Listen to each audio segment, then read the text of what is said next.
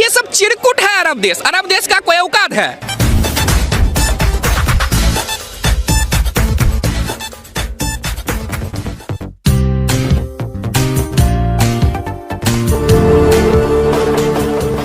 ये सब चिरकुट है अरब देश। अरब देश का कोई औकात है? अरब देश क्या है?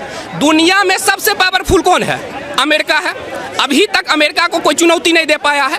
अमेरिका मोदी जी को बोला कि हमारे देश आ और हमारे देश से तू थर्ड मिसाइल ले। ये अमेरिका ने मोदी जी पे दबाव बनाया। मोदी जी बोला नहीं लेंगे, हम S-400 रसिया से लेंगे। और मोदी जी ने अमेरिका से थर्ड मिसाइल न लेकर के S-400 जिसका डिलीवरी भी भारत में होने वाला है, रसिया से लिया। तो जो आदमी वर्ल्ड पावर से डील करता हो वो चिरकुट से क्या डील करेगा? ये लोग आज तक एक सुई बनाया है। जितने मुस्लिम देश हैं इस दुनिया में आज तक एक सुई बना है। इनकी औकात है कि एक सुई बना सके? नहीं। सब कहाँ से इंपोर्ट करेंगे? भारत से, ब्रिटेन से, जापान से, रसिया से, यहाँ से ये लोग इंपोर्ट करते हैं। इनकी अपनी सोच तो है कि धरती फ्लैट है, धरती जो है गोल नहीं है, धरती चपटी है। मुसलमानों की दाढ़ियाँ कटवाई जाती हैं। चाइना में पता क्या होता है? ये जो जुम्मे की नमाज है इसे पाबंदी लगाई जाती है। इतना कुछ होता है मुसलमानों के साथ। इन 56 इस्लामिक कंट्रियों की औकात नहीं है चाइना से भड़कने की। ये भारत से क्यों बोले? इसका एक मकसद है। ये भारत से इसलिए बोले क्योंकि इन्हें पता है भारत के लोग ही भारत का साथ नहीं देते। बांग्लादेशियों को बाहर निकालने की बात होती है तो 5-5 महीने खड़े हो जाते हैं। ये मैम सोची समझी साजिश है। 26 हिंदुस्तान को गिरा दिया। और सबसे बड़ा जो गिराने वाला है ना, हम हिंदू हैं जो हम मोदी जी के साथ नहीं खड़े हो रहे।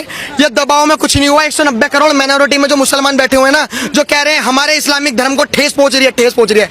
अरे हमारे हिंदू धर्म को ठेस पहुंच रही है और कहने वाला कोई नहीं। स्टेटमेंट के बाद सर ये दे रहा है कि भारत में करवा सकता है। अल-कायदा कौन? ये आतंकवादी संगठन। ये कहता रहेगा, इसे पता नहीं इसका बाप मोदी बैठा इंडिया में, एक मच्छर नहीं घुसता। कांग्रेस की सरकार में यहाँ बम फूटते थे, वहाँ बम फूटते थे।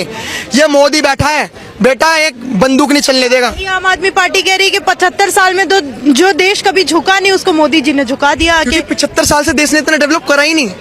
आप सोचो 2 मिनट रुको, उदाहरण देता हूँ। आप अनपढ़ इंसान हो, आप स्कूल जाते ही नहीं। अगर आप फेल हो गए तो आपको घंटा फर्क पड़ेगा। वो बंदा पढ़ने वाला, और अगर वो फेल हो गया तो उसे बहुत फर्क पड़ेगा। तो मोदी जी ने जो 70 साल में कांग्रेस ने नहीं करा, वो उसने 7-8 सालों में करके दिखाया। और देखो होती रहती है। मैं अब भी कह रहा हूँ, देश को झुकाया इन्होंने नहीं, देश को झुकाया हमने। हम अब भी खड़े नहीं हो रहे। हमारा हिंदू अब भी नहीं जाग रहा। हमारा हिंदू अब भी कह रहा है कि भैया काम कर, काज कर। ये धर्म खाने को नहीं देगा बेटा, धर्म सच्ची में खाने को नहीं देगा अगर तुमने धर्म से जुड़े नहीं तो।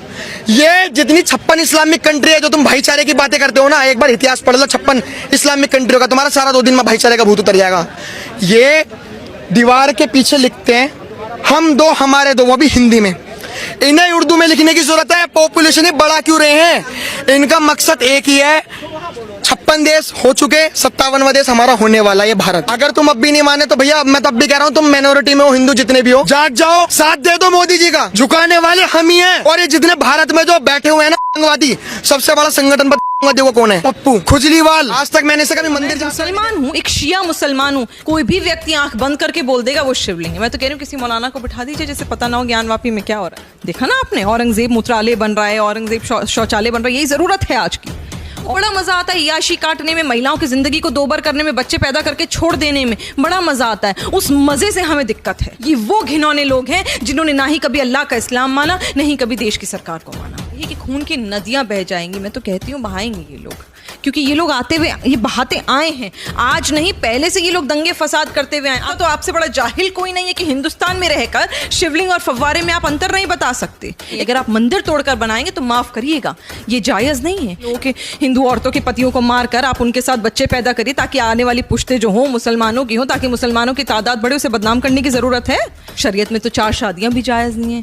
शरीयत में ट्रिपल तलाक भी जायज नहीं था। शरीयत में हलाला तो कहीं से कहीं तक भी नहीं है। शरीयत में तो न जाने क्या क्या नहीं है। बड़ी घिनौनी चीज होती है कि चाचा के